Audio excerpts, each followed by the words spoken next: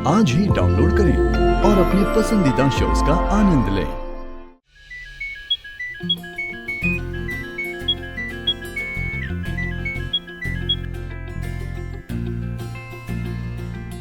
मुरली, मुरली, मेरे लिए black coffee लाना। Good morning mom. अरे गुड मॉर्निंग बच्चा। मॉम आपसे ना कुछ बात करनी थी। बोलो बेटा, ऑल ओके ना? कुछ भी ओके नहीं है मॉम। बेटा साफ साफ बोल। एक मिनट इधर आजा। नहीं मॉम, नहीं नहीं आजा। बैठना नहीं है। आप तो जानते हो ना, शादी के बाद से भाई और डैड का बिहेवियर राजीव के लिए बिल्कुल भी ठीक नहीं है। हमेशा रूड बिहेव करते हैं राजीव के साथ। एक तो उसे घर जमाई बना के बैठा दिया, ऊपर से आपको पता है भाई ने राजीव का अकाउंट तक सीज कर दिया है। ना वो पैसे ट्रांसफर कर सकता है, ना मुझ पे खर्च कर सकता है, ना कोई बिजनेस डील कर सकता है। मेरा हस्बैंड है वो। This is not fair mom. अब आप ही सोचो, this is so insulting for him. I know बेटा, आई नो। तू टेंशन मत ले। मैं तुझे पैसे दिलवा कर रहूंगी। मैं तेरे डैड से बात करती हूँ।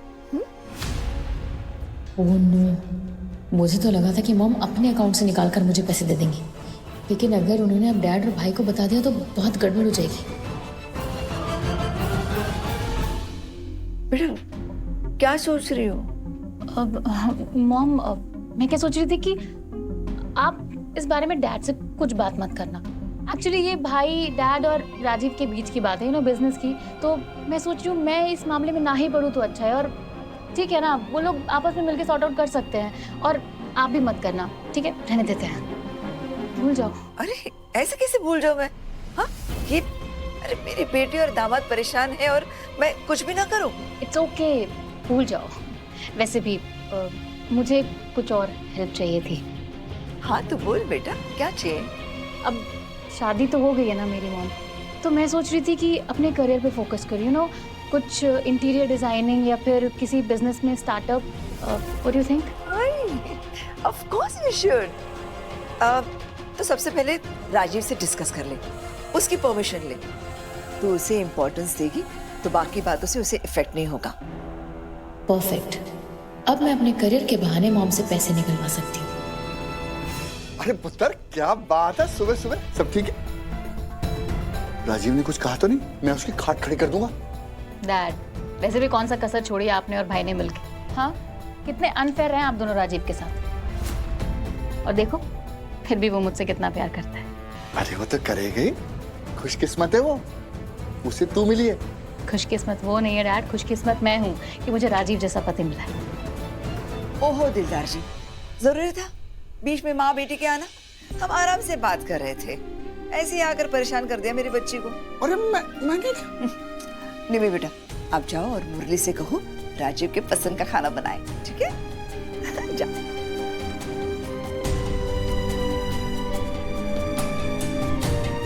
बबीता जी सब चंगा है?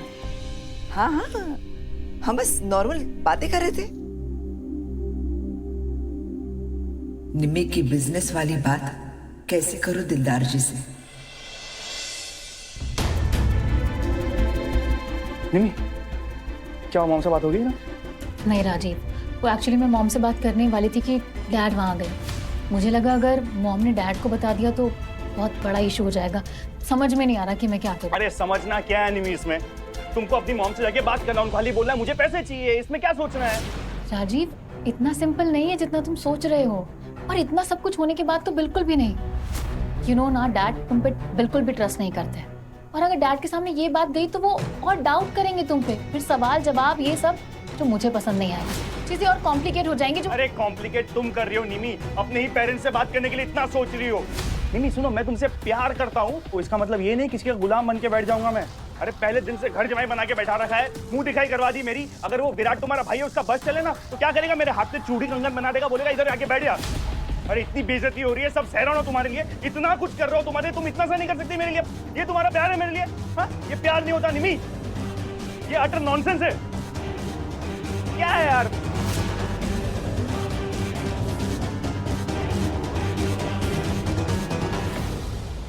इसीलिए तो हमें विराट की शादी में जल्दबाजी नहीं करनी चाहिए। किसने कहा जल्दबाजी की है मैंने? संजना को तो मैंने बहुत सोच समझ कर चुना है हमारे विराट के लिए। I know she is a bit stupid, लेकिन इसलिए तो उसका साथ विराट के लिए सेफ है। वो विराट की जिंदगी में कोई एजेंडा लेकर नहीं आएगी। वो हमारे बच्चे को वो तकलीफ, वो दर्द नहीं देगी जो विराट की पहली बीवी ने उसे दिया था, उस प्रियंका ने। एक और बात समझ लीजिए, निम्मी भी शादी के बाद हमारे घर पर ही रह रही है। अगर कोई स्मार्ट और अक्लमंद बहू हमारे घर में आई तो वो इस बात का बतंगड़ बनाएगी, कहेगी कि ननद शादी के बाद भी मायके में ही बैठी है। रोज लड़ाई होगी, झगड़ेंगे, नहीं चाहिए मुझे ये सब। मैं बस एक ऐसी बहू चाहती हूँ जो मेरी सुने। मैं अगर उसके आगे लकीर खींचूं तो वो उस लकीर को लक्ष्मण रेखा माने, उसे पार करने की हिम्मत ना करे। सब कुछ कंट्रोल में चाहती हूँ दिलदार जी। मैं अब हमारी फैमिली में कोई डिवोर्स नहीं चाहती हूँ। बबीता जी, ये शादी समझौता कहलाएगी? तो कहलाने दीजिए।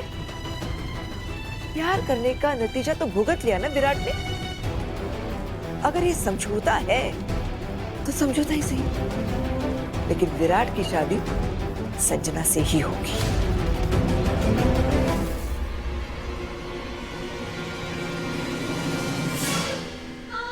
घर छोड़ के भाग रही हो? सूटकेस ले आओ तुम्हारे। एक ही बारी जाओ ताकि फिर से तुम्हारी शक्ल देखनी ना। हे, तुम रो रही हो?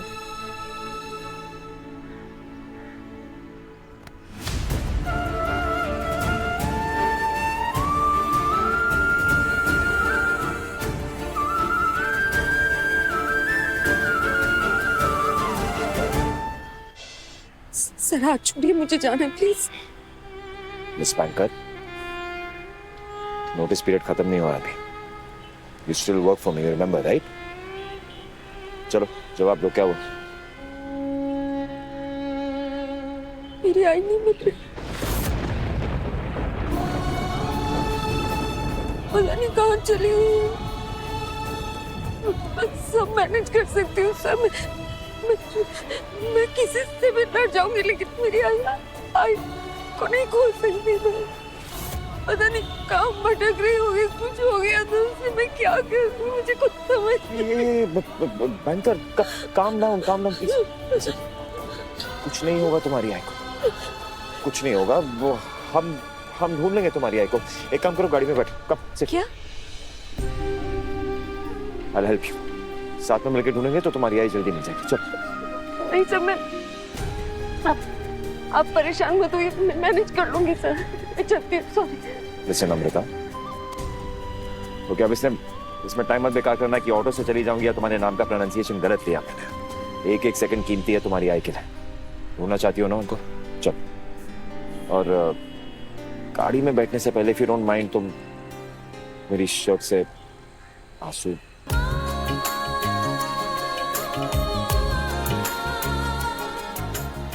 कभी मत बोला। वैसे भी आई ओ यू है।